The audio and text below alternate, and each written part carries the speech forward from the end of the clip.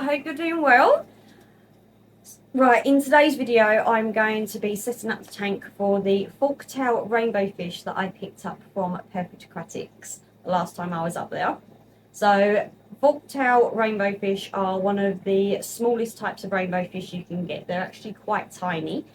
And I'm hoping, fingers crossed, to breed them.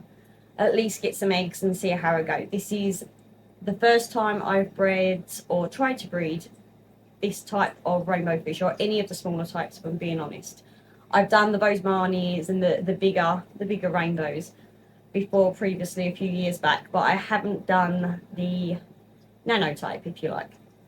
So rainbowfish like to lay their eggs on things like weeds, natural plants that's in the tank. I tend to use spawning mops, which is quite common with rainbowfish. They can actually lay eggs, or the female, sorry, can actually lay eggs virtually every day. So they'll lay a few each day. So I tend to leave the mops in when they're breeding for around 5 to 7 days to a week. And then I'll just pull the mop out, pop that into one of my smaller tanks to allow the eggs to develop and hatch out, and just replace the mop in the main tank itself. I don't sit there and try and pick all the eggs out. I find that's a bit fiddly.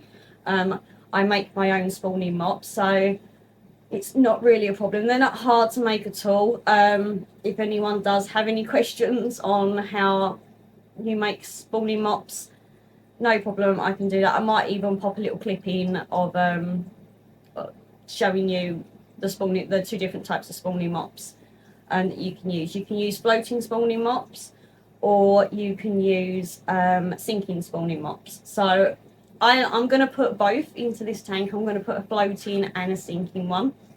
Now, you can see I have something in my tank that I can actually tie the spawning mop to, so it's not actually floating. But to make a floating spawning mop is really easy. You just need a cork, and you just wrap it around that, and it will float quite happily.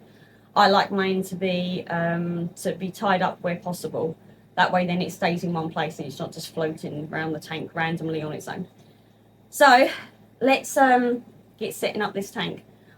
So I've already drained it, or drained it down a lot anyway. There's about that much water left in the tank. So I'm going to start putting little odds and ends in there to make the tank look fairly pretty, or try to, at least aesthetically pleasing. And then yeah, so let's get on with that. Right, so here's the tank I'm going to be using for the forktails to go into. I've just got normal gravel base down as substrate. Heater's already in place, already set. Obviously it's not turned on because there's no water in it. I've gave the tank a scrub down. Now yes, the glass does look murky and cloudy. It does until I've got water in it. It could probably do with a real good buff, if I'm being honest.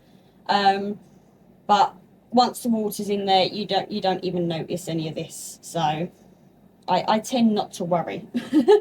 So let's get on. I'm going to put some rocks in, some fake plants, and then we'll move on to the spawning mop.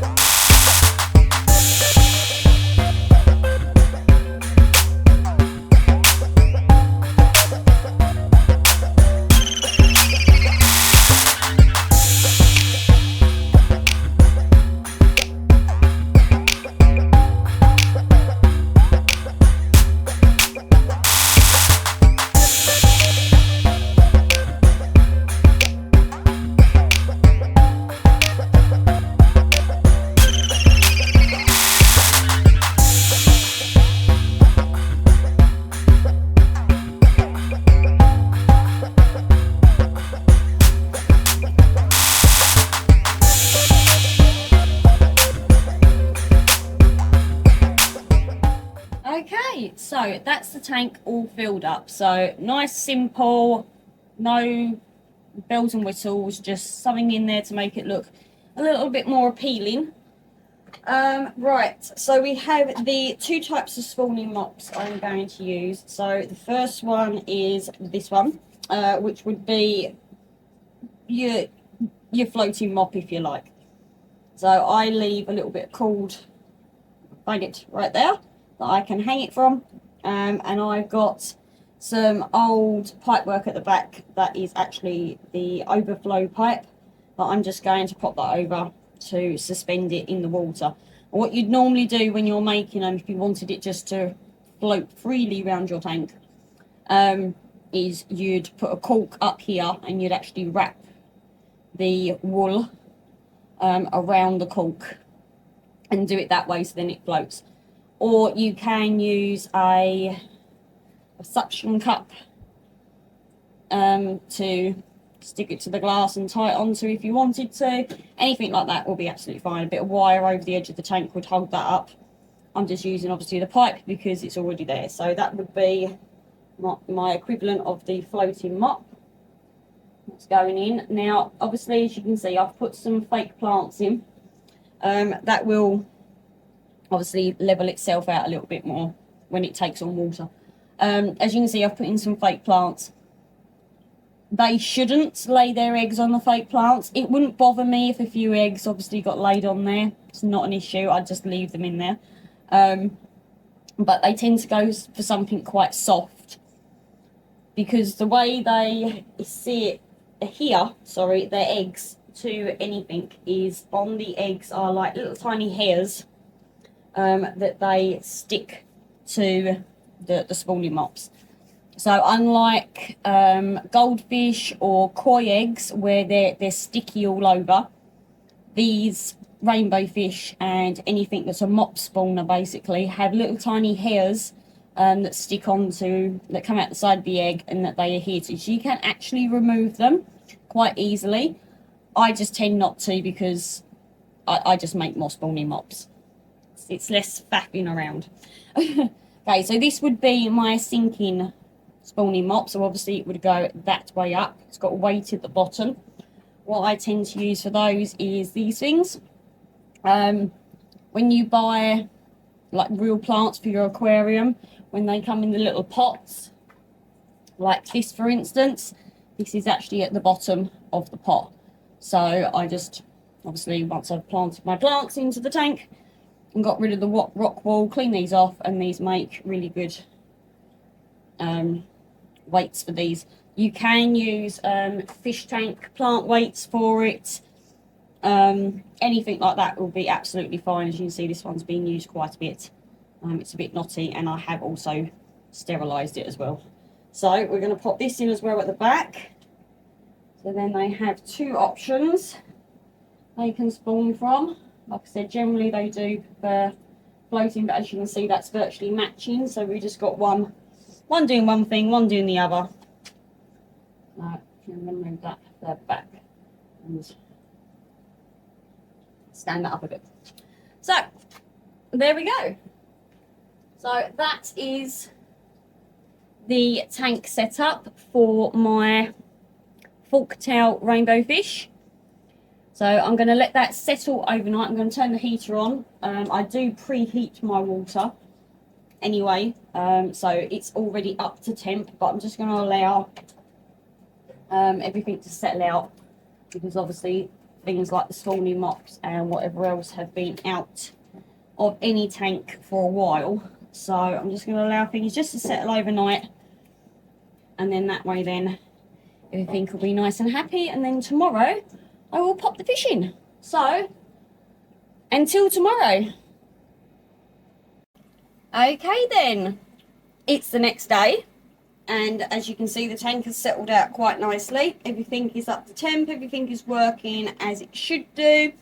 So we are going to release my, hopefully, breeding group of blue-eyed forktail rainbowfish. So I have 2 males and 3 females, so 5 obviously in total. The tanks have been at the same temperature that's not an issue. So we are just literally going to release them. And in they go. So obviously it's going to take them a little while to settle themselves out. But there is hopefully my new breeding project, which will be super cool to do another nano fish.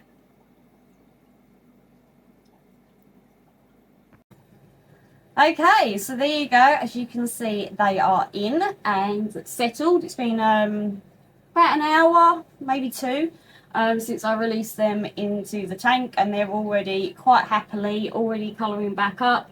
The males are looking all showy and flashy like they should be. Yeah, so they look happy. I'm happy. Hopefully we'll get some babies soon. So as you can see, they are quite small. They max out at around 6 centimeters. That obviously is the males that are slightly bigger than the females. I'll show you a picture of males and females, and that you can see the color difference in them. Obviously the males have the bigger sort of wings as pectoral fins, and the tips of them are bright yellow, and the males have yellow tips to all of their fins as well. Obviously they do have that beautiful blue eye. So they are very, very cool little nano fish, and I'm looking forward to seeing whether or not I get some eggs out of them. The eggs take around 14 to 21 days to hatch once they've actually been laid. So like I said before, I will leave the spawning mops in for around 5 to 7 days, and then I'll pull them, have a little look in them. Hopefully we'll see some little eggs, and then they'll go into my nursery tanks, which I have some above me up there on another rack system, and a few on a rack system behind you. So they are my nursery tanks, which will obviously be set up with a pre-cycled sponge filter and a heater, and they will take around 14 to 21 days to hatch, give or take, depending on the temperature of the tank. And their first food will be brine shrimp, because even though these are quite tiny little fish, the fry are big enough to take brine shrimp straight away. And if I feel like a few of them aren't, or I want to give those fry a little bit of an easier meal, I've also got the vinegar reels I can pull back on as well. So yeah, there we go then. So a nice quick simple little video of setting up a miniature rainbow fish tank, because like I said, I'm used to, or I have spawned the bigger ones, so the Bosmanis and things like that, which are obviously much bigger fish, but the principle is still the same with them. These are just tiny and cute. So for that's it for this video, and I will see you on the next one. So I hope you've all had a wonderful week so far, and I will see you next time. Bye.